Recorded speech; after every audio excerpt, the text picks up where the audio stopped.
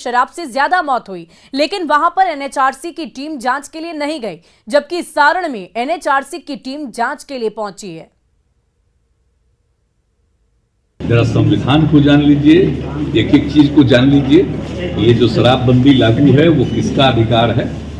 Constitution में ही है, राज्यों को करके ही काम किया जा रहा है। इसका तो कोई मतलब नहीं। अगर यहाँ पर आए हैं घूमने के लिए, घूम रहे हैं, तो जहाँ दूसरी तरफ जो मरे हैं लोग, उनके लिए कभी गए हैं किसी भी राज्य में?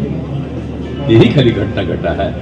ये बराबरी देखिए ना, यहाँ तो सबसे कम घटा है और अभी घट रहे थे। हम लोगों को तो दुखी है कि चीज की जांच करा रहे हैं कि कौन गड़बड़ी कर रहा है, कहाँ पर क्या हो रहा है, और लोगों को सुझाव देने का भी उपाय किया जा रहा है। और जो लोग भी हो रहा है, तो जिसका शराब पी करके लोग मरा है, उसी से तो वसूली करा करके उसको देने का हम लोगों ने प्रोविजन बनाए हुए हैं। और सारण शराब कांड के बाद लगातार शराब के खिलाफ अभियान चलाया जा रहा है। घरों के अलावा खाली जगहों पर भी तलाशी अभियान चलाई जा रही है। दानापुर में जेसीबी से नालों की तलाशी ली जा रही है। पुलिस के मुताबिक शराब तस्कर नालों में शराब छिपाकर रखते हैं। तलाशी अभियान में भारी मात्रा में शराब बरामद भी की गई।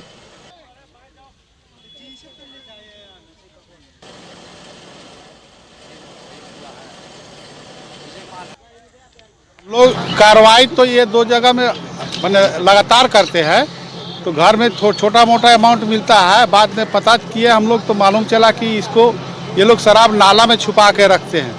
तो हम लोगों ने इनसे सहयोग मांगा, नगर निगम से, नाला और लेबर मंगा करके, और पूरी तरह से उसको।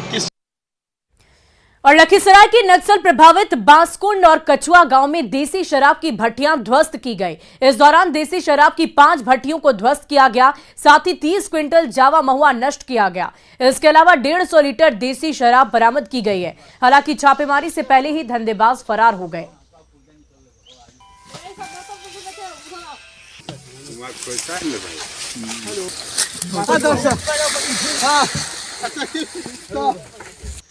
थाना के साथ संयुक्त छापेमारी चानन के पहाड़ी इलाकों में की गई, जिसमें लगभग 150 लीटर जुलाई शराब और लगभग 3000 लीटर जावा महुआ भी नष्ट किया गया। इसमें अभियोग दर्ज किया गया है चानन थाना के द्वारा। और बीजेपी के राज्यसभा सांसद सुशील मोदी पर डिप्टी सीएम तेजस्वी यादव ने पलटवार किया है। सीएम बनने वाले बयान का जवाब देते हुए तेजस्वी यादव ने कहा कि सुशील मोदी ही क्यों नहीं पीएम बन जाते हैं।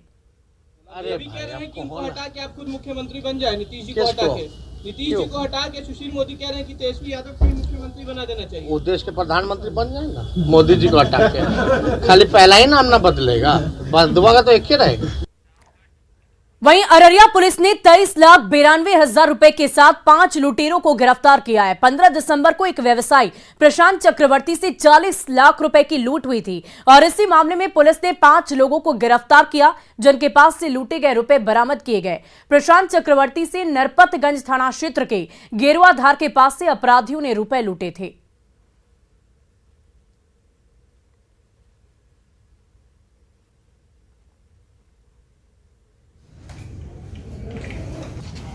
के क्रम में कांड का सफल उद्भेदन हुआ और कांड में संलिप्त 5 अभियुक्तों को गिरफ्तार किया गया तथा इस संपूर्ण कार्रवाई में कांड में लूटा गया कुल 23,92,500 रुपए की बरामदगी हुई है। और अगली खबर गोपालगंज से है, जहां एक शिव मंदिर में शिवलिंग को अपवित्र करने की कोशिश की गई। दूसरे समुदाय के एक युवक पर शिवलिंग को अपवित्र करने का प्रयास किया गया, जिसके बाद इलाके में बवाल मच गया। पूरा मामला नगर थाना क्षेत्र के सिनेमा रोड स्थित प्राचीन शिव मंदिर का है। पुलिस ने आरोपी युवक को गिरफ्तार कर लिया है। उधर घटना के विरोध में विद्यार्थी परिषद के छात्रों ने सड़क को जाम कर दिया और पुलिस के खिलाफ आगजनी कर नारेबाजी की। सड़क जाम और बवाल को देखते हुए पुलिस ने भी कार्रवाई की है और हंगामा कर रहे विद्यार्थी परिषद के छात्रों पर लाठी चार्ज कर उन्हें खदेड़ दिया। पुलिस ने हालात को पूरी तरह से काबू में कर लिया है। वहीं पुलिस ने लोगों से शांति बनाए रखने और अफवाहों पर ध्यान नहीं देने की अपील की है।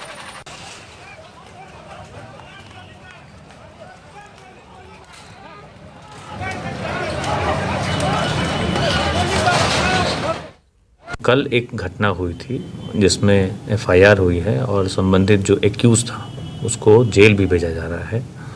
और उस घटना के संबंध में आज कुछ लोगों के द्वारा प्रदर्शन किया जा रहा था, उनको समझा बुझा के वहाँ से हटाया गया। अभी पूरे शहर में स्थिति शांतिपूर्ण है, सब कुछ सुचारू रूप से चल रहा है। तो क्या अपील करेंगे लोगों से?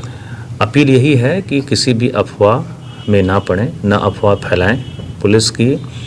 पुलिस के जो पूरा इंटेलिजेंस नेटवर्क है एक्टिव है। हम लोग सोशल मीडिया पर भी नज़र रख रहे हैं। कोई भी अगर आपत्तिजनक तरीके से कुछ भी पोस्ट करता है तो उस पर भी कार्रवाई की जाए। वहीं सिवान में ऑर्केस्ट्रा के दौरान युवक का तमंचे के साथ वीडियो वायरल हो रहा है। वीडियो दारुंदा थाना क्षेत्र के रुकुंदीपुर के रैनी का बताया जा रहा। हालांकि न्यूज 18 इस वायरल वीडियो की पुष्टि नहीं करता है। वीडियो में आप खुद साफ देख सकते हैं कि ऑर्केस्ट्रा के दौरान एक युवक आता है और ठीक सामने पिस्टल से आगे आकर फायरिंग करने के लिए बढ़ जाता है। वीडियो आने के बाद पुलिस युवक की पहचान में जुटी हुई है। हालांकि ये युवक कौन है और वीडियो कब का है, इसका कुछ भी पता नहीं चल सका है।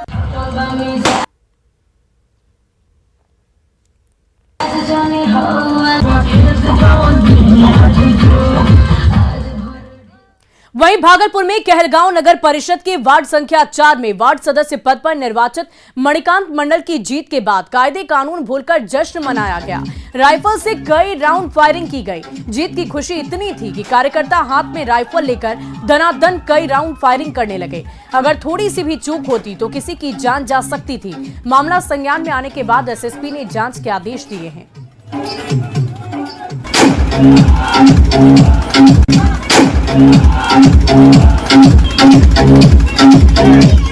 समर्थकों के द्वारा उस पर क्या कार्रवाई की जाए? रात में सूचना मिली थी कि कहलगांव थाना अंतर्गत एक प्रत्याशी फायरिंग करते हुए एक वीडियो में दिखाए गए हैं। उस पर कार्रवाई करने के लिए, पता लगाने के लिए थाना को निर्देश रात में ही दिया गया था। इस पर भी अभी अपडेट लेंगे थोड़ी देर में।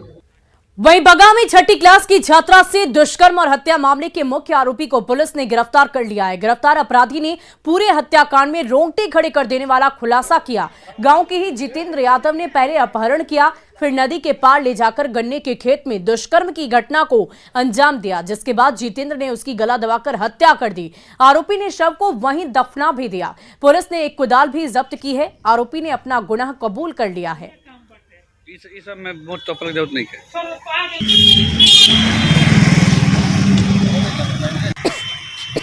अनुसंधान में जो तथ्य आया है उसमें जीतन यादव और जितेंद्र यादव की नीयत उस लड़की पर बुरी हुई और अपने बुरे नीयत के कारण उन्होंने ये कार्य किया। और हत्या तो इसलिए हो गई कि जब वो गलत कर लिए तो वो अपने माँ बाप से कहने की जिद करने लगी। स्वयं ये जीतन यादव बोले और जिसके कारण इनको लगा कि बात खुल जाएगी तो इन्होंने हत्या कर दी। और रांची की कांटा टोली फ्लाईओवर की कंस्ट्रक्शन साइट पर क्रेन के नीचे आने से सिविल इंजीनियर की दर्दनाक मौत हो गई। दरअसल क्रेन के जरिए सरिया और स्टील के गट्ठर को एक जगह से दूसरे जगह ले जाया जा रहा था। अचानक क्रेन का संतुलन बिगड़ा और उसके नीचे दबकर सिविल इंजीनियर किरण कुमार गंभीर रूप से घायल हो गए। उन्हें तुरंत रिम्स ले जाया गया, जहां उनकी मौत हो गई। पीड़ित परिजनों ने मुआवजा देने की गुहार लगाई है।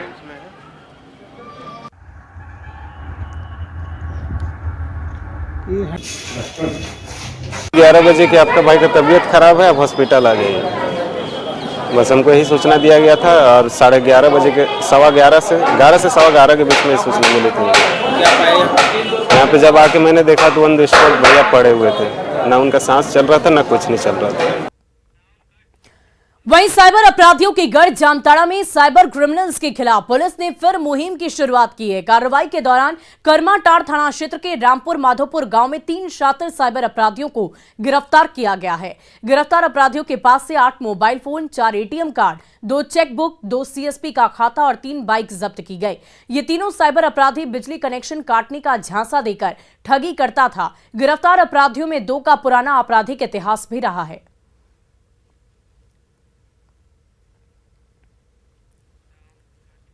वहीं रोहतास के बिक्रमगंज में अपराधियों ने एक युवक की गोली मारकर हत्या कर दी। घटना नासरीगंज थाना क्षेत्र की बताई जा रही। घटना की सूचना मिलने पर पुलिस ने डॉग स्क्वाड की मदद से छानबीन शुरू की। 25 साल का युवक किराना का दुकान चलाता था, जिसकी बीती रात अपराधियों ने सिर में गोली मारकर हत्या कर दी। सुबह होते ही हत्या की खबर फैलने के बाद सैकड़ों की संख्या में लोग खेत में पड़े शव के पास जमा हो गए। फिलहाल पुलिस सभी पहलुओं पर जांच कर रही है।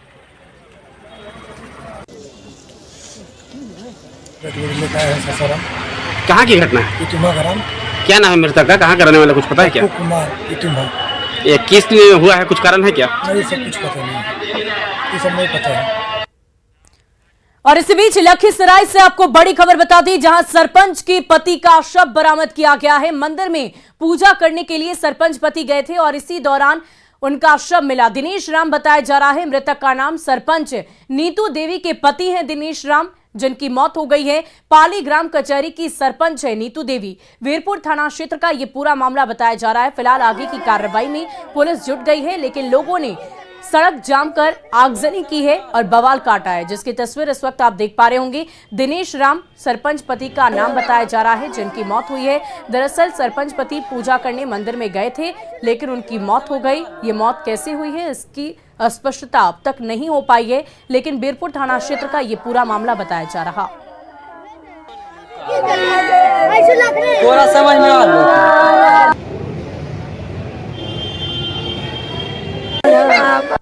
पाली पंचायत के जो सरपंच के जो हस्बैंड हैं, उनके रात में डेड बॉडी हम लोगों को एक पुल पे मिली। उनके साथ बाइक से वो कहीं जा रहे थे और रात का समय था, तो वहाँ पे मौके पे पुलिस की गश्ती पहुँची। वहाँ पे हम लोगों ने परिवार वालों से बातचीत किया है। अभी बॉडी को पोस्टमार्टम के लिए ले जाया जा रहा है। मृत्यु का जो कारण है वो स्पष्ट नहीं हो पाया है, जिसमें हम लोग परिवार वालों से बातचीत करके जो भी सही कार्रवाई होगी करी जाएगी। पूजा करने के लिए समाज समूचा गांव को मिल को और उसका बाद 8 बजे जो मैंने की पूजा करने लगा घर को, और उसका बाद ही कहाँ चल गया जो कोई पता नहीं। वहीं सुपौल में घने कोहरे का कहर देखने को मिला है, जहां हाईवा से टकराने की वजह से बाइक सवार 3 छात्रों की मौत हो गई। तीनों छात्र परीक्षा देने के लिए बलुआ बाजार थाना क्षेत्र से मधेपुरा जा रहे थे और तभी NH57 पर घने कोहरे की वजह से इनकी बाइक हाईवा से जाकर टकरा गई, जिससे मौके पर ही 2 छात्रों की मौत हो गई, जबकि एक की दरभंगा ले जाने के दौरान रास्ते में मौत हो गई।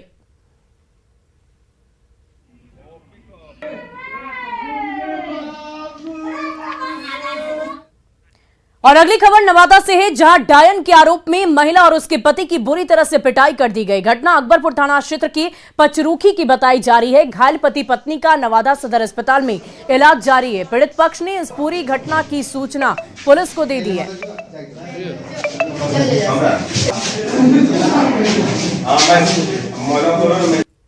हम लोग घर में थे, छत पर चढ़े। छत पर चढ़ने के बाद कहता है कि तू डाइन हाँ से हमारे छनजे खा देना।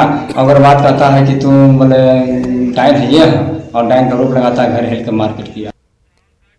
और समाज कल्याण की योजना में रिश्वतखोरी का ताजा मामला बगहा से सामने आया है। बाल विकास परियोजना बगहा के हेड क्लर्क का रिश्वत लेते हुए वीडियो बड़ी तेजी से वायरल हो रहा है। वायरल वीडियो में प्रधान लिपिक विजय को आंगनबाड़ी केंद्रों से घूस लेते देखा जा सकता है।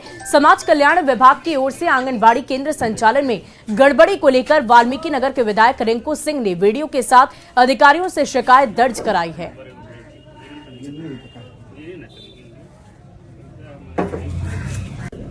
ऊपर से नीचे तक जितने भी पदाधिकारी वो भ्रष्ट हैं और वो इस भ्रष्टाचार में लिप्त है। मैंने प्रधान सचिव को इसका पत्र दिया, माननीय मंत्री को पत्र दिया है, और मुझे पूर्ण भरोसा और विश्वास है कि उन लोगों पे जो भी यहाँ पे इस अपराध में संलिप्त है, जो भी इस भ्रष्टाचार में संलिप्त है, उनके ऊपर सख्त से सख्त कार्रवाई होगी। और अगली खबर बेगूसराय से आपको बता दें, जहां आवारा कुत्तों का आतंक लगातार जारी है। फिर आवारा कुत्तों ने 2 पुरुष समेत 3 लोगों को काट काट कर जख्मी कर दिया। फिलहाल सभी घायलों का इलाज स्थानीय PHC में चल रहा है। मामला बछवाड़ा थाना क्षेत्र के कदराबाद और अयोध्या टोला बहियार का बताया जा रहा। बताया यह गया कि अयोध्या टोला निवासी चंद्रदेव यादव और सुशीला देवी कृषि कार्य से बहियार की ओर गए थे और उसी दौरान कुत्तों के झुंड ने उन्हें घेर लिया और काट काट कर जख्मी कर दिया। कदराबाद पंचायत में भी कुत्तों ने सूर्य नारायण पासवान नामक व्यक्ति को काट लिया है। लोगों ने प्रशासन पर इस ओर ध्यान नहीं देने के आरोप लगाए। सूरज पासवान को बुरी तरह घायल कर दिया, हाथ, पैर, पीठ, गर्दन सभी जगह जख्मी कर दिया। और यह पहली घटना नहीं है, यह अनेकों घटना हो चुका है और प्रशासन का कोई नजर इस पर नहीं है। वहीं बिहार में कृषि आधारित उद्योग लगाने और युवा उद्यमियों को आत्मनिर्भर बनाने के लिए सेमिनार का आयोजन किया गया। उद्योग मंत्री समीर महासेठ ने कहा कि बिहार राज्य कृषि प्रधान राज्य है और यहां प्रोसेसिंग यूनिट लगाने की बड़ी संभावना है। मंत्री ने कहा कि सरकार मुख्यमंत्री उद्यमी योजना के तहत युवा उद्यमियों की सहायता भी कर रही है, जिससे आने वाले वक्त में एक बड़ा बदलाव नजर आएगा। सबका नहीं है, काहे के लिए ऊपर चढ़ गया? तो इसमें कुल हमारे यहाँ ढेर सारे उद्यमी बनना चाहते हैं, ढेर सारे बहुत दिनों से अपने काम को कर रहे हैं। थोड़ी उन्हें असुविधा भी हो रही है, कहीं सरकार का, कहीं भारत सरकार का, कहीं कोई बैंक का। तो उस तरह का सारा डिस्कशन होगा और जो कंक्लूड करेगा निश्चित तौर पे सबों के मन में एक ही है कि बिहार के एग्रो बेस्ड लोग आगे बढ़े, अलग दूसरे भी उद्योग के आगे बढ़े। और मसौड़ी में टक्कर के बाद 2 ट्रकों में आग लग गई। हादसा इतना भयंकर था कि एक ट्रक का ड्राइवर उसी में फंसकर जल गया और उसकी दर्दनाक मौत हो गई। अभी तक ट्रक चालक की पहचान नहीं हो पाई है। दोनों ट्रक जलकर खाक हो गए। थाना अध्यक्ष ने बताया कि 2 ट्रक की कुहासे की वजह से टक्कर हुई है। उसमें एक ट्रक चालक की मौत हो गई है, जबकि दूसरे ट्रक के चालक ने कूदकर अपनी जान बचाई। तस्वीरों में भी देखा जा सकता है किस तरह से दोनों ट्रक में आग लगी हुई है।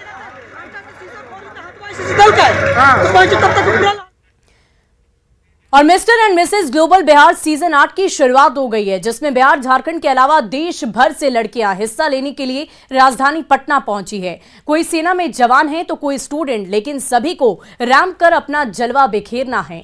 यही वजह है कि छुट्टियां लेकर इस कार्यक्रम में हिस्सा लेने के लिए राजधानी पटना पहुंची है, ताकि शो का ताज उनके सिर पर सज सके। जायजा लिया हमारी संवाददाता विनीता मिश्रा ने। Miss and mrs global Bihar season 8 की शुरुआत हो गई है। क्राउन लॉन्च कर दिया गया है और ये तमाम वो गर्ल्स हैं जो सिर्फ बिहार ही नहीं, अलग अलग क्षेत्रों से, अलग अलग प्रदेश से चुनकर आई हैं, क्योंकि फैशन का जलवा है। सभी को अपने पैरों पे खड़ा होना है और सिर्फ पैरों पे खड़ा नहीं होना, अपना नाम बनाना है, अपनी पहचान बनानी है। सिर्फ महिलाएं अब घर तक सीमित नहीं रहेंगी, वो अलग अलग क्षेत्रों में अपना नाम बना रही हैं। और ये वो तमाम वो गर्ल्स है, सिर्फ गर्ल्स नहीं वुमेन्स भी हैं, जो miss and Mrs global Bihar season 8 की पार्टिसिपेट हैं। और आज इनका डे फर्स्ट है। क्या कुछ करती हैं ये, कहाँ से आई हैं, मिनी से जानते हैं। क्या नाम है आपका? मेरा नाम शीतल है और मैं पटना की रहने वाली हूँ और पैरामिलिट्री फोर्स में जॉब कर रही हूँ, सेंट्रल आर्म पुलिस फोर्स। और पुलिस में जॉब करती हैं, लेकिन फैशन इतना पसंद है? जी, बहुत ज़्यादा पसंद है और हौसला रखती हूँ यहाँ पर आने की, क्योंकि इतना अच्छा प्लेटफॉर्म मुझे सर के द्वारा मिला, मिस्टर नीतीश चंद्रा सर के द्वारा, और बहुत ही अच्छा अपॉर्चुनिटी मिला। इस लेवल तक आने का मेरा सपना था, जो सर के द्वारा पूरा हो रहा है। बचपन से ही सपना था। अभी कैसा लग रहा है? अभी बहुत एक्साइटेड फील हो रहा है। बहुत अच्छी अपॉर्चुनिटी मिली है नीतीश चंद्र सर के through, so I am very excited to learn everything that he has. तो जो खुशियां हैं वो चेहरे पे नजर आ रही है, खुशियां इस क्राउन को पाने की। सभी इसीलिए मेहनत कर रही हैं ताकि उनके सर पे जब ये प्रोग्राम फाइनल राउंड में पहुंचे तो ये ताज उनके सर पे सजे। और यही वजह है कि कोई छुट्टी लेकर तो कोई अपनी पढ़ाई बंक करके यहाँ पहुंचा है। भारत के अलग अलग हिस्सों से आई हैं और बिहार के कोने कोने से आई हैं, हर जिलों से आई हैं। खुशी ये होती है कि एक टाइम पे मुझे बहुत बताते हुए प्राउड होगा कि फेमिना मिस इंडिया का ऑडिशन पटना में नहीं होता था, बिहार में ही नहीं होता था। इनफैक्ट यहाँ के कंटेस्टेंट्स जब उनको हिस्सा लेना होता था, आपके टाइम पे आप याद कीजिए जब 10 साल 12 साल पहले, तो वो उनको दिल्ली। और फिलहाल इस बुलेटिन में अभी के लिए बस इतना ही। खबरों का सिलसिला लगातार जारी है।